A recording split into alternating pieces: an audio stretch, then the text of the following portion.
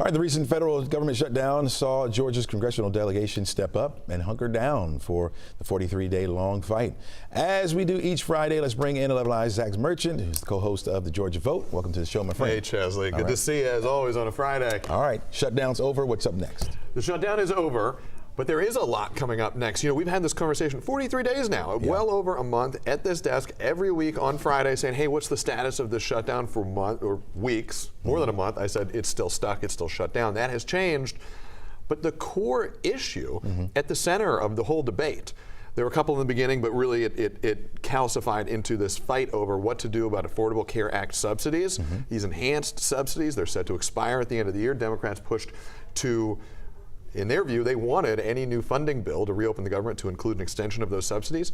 That didn't happen. So the government is now reopened, but the core question is still unanswered. The breakaway faction of Democrats in the Senate, 7 Democrats and 1 independent, Angus King, who caucuses with Democrats, you know, their deal didn't include an extension of those subsidies, but it did include a promise from Senate leadership, Senate Republican leadership, to hold a vote on extending the subsidies sometime in December. So now, you know, to use the phrase we hear in Georgia a lot, all eyes are on. Now all eyes are on this looming subsidy vote in December. What's your thoughts on a deal getting done? Good question. And I think it's a question a lot of folks wonder, and it's a question we're asking a lot of lawmakers, and there are wrinkles here when we're talking about this upcoming vote in the Senate. Most of all, as you know, as everybody knows, you don't just have to get a bill through one chamber of Congress. You got to pass it through both. So you got to get through the Senate and the House, and then you got to get a signature from the president to turn any bill into law. The Senate has promised to hold a vote on this.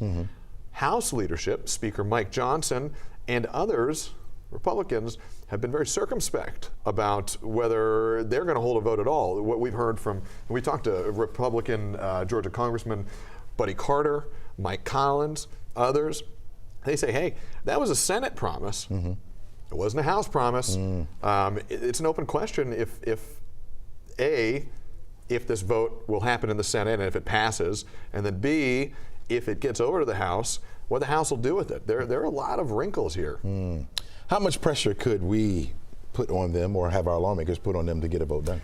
There is a lot of pressure, but the thing with pressure in politics is it often goes both ways. You know, there are a lot of Democrats, a lot of the Democratic base has voiced great frustration with this group of breakaway Democrats in the Senate. Many sort of the base Democratic voters wanted to see Democrats stick in, hold the fight longer. They pointed to last week's election results where you saw big Democratic wins, both here in Georgia and the Public Service Commission races, also in Virginia, New Jersey, and New York City. And a lot of Democrats say, hey, look, like we're winning this kind of war of words here. People think we're fighting for something worthwhile. Hang in there. Republicans, on the other hand, they're celebrating. They're saying, hey, the government is reopened. And, oh, by the way, what we said, they call it a clean continuing resolution. That's effectively what happened here with some concessions to Democrats. And a big one, too, we should point out, the Senate deal did include a guarantee of back pay for furloughed federal workers. The president at times had cast a little bit of doubt about whether that would happen. So it's not to discount what the deal includes, but it still kind of kicked the can on this health care question. And there's frustration, Chesley, too. If you'll indulge me for 30 seconds here. John King, he's the insurance commissioner here in Georgia. He's had a busy last couple of months. It's open enrollment season here in Georgia. Georgia Access is Georgia's statewide insurance exchange. It's the Georgia equivalent of the Affordable Care Act exchange on the federal level. We talked to him just yesterday, and he expressed real frustration about the shutdown, about all the changes, all the question marks that have been injected into this process. And I asked him, who do you blame? And he said, I blame everybody. He's a Republican. He's blaming everybody. Wow. I never thought I'd get a chance to do this, but we have some breaking news, right? Here we go. Fani Willis case, you understand you got some information for us? Yeah, we do, guys. And read me in here if you're in the booth, because I'm just picking this up right now here. But I'm reading on the screen here, and it looks like we now have it confirmed, and this is something we've been looking for some time here. Today was the deadline for a new prosecutor to be announced in the Fulton County election interference case against former President Donald Trump and a slew of his co-defendants in this case. It's a case that was indicted back in 2023. It's been investigated for several years leading up to that. Today was the deadline after District Attorney Fonnie Willis was disqualified from this case.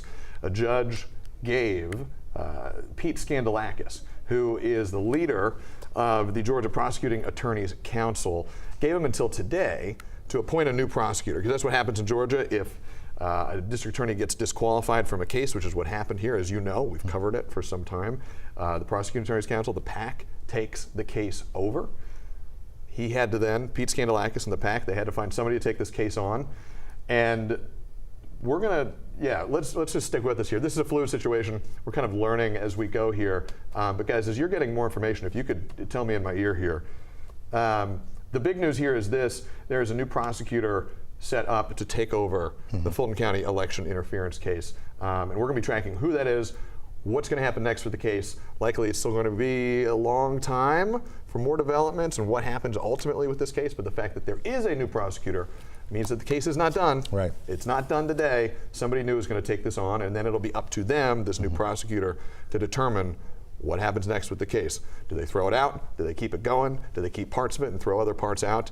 Those are the questions this new prosecutor is going to have to resolve. But likely not really touching the president, because he's sitting president, right? It would be the others around him. Well, I mean, there's questions of immunity. There's all sorts of questions. But I mean, that new prosecutor, they're going to have to figure all that out. Gotcha. All right. As always, you can catch Zach Merchant and Jay Jesse Sunday mornings at 11 o'clock for the Georgia Vote right here on 11 Alive Plus.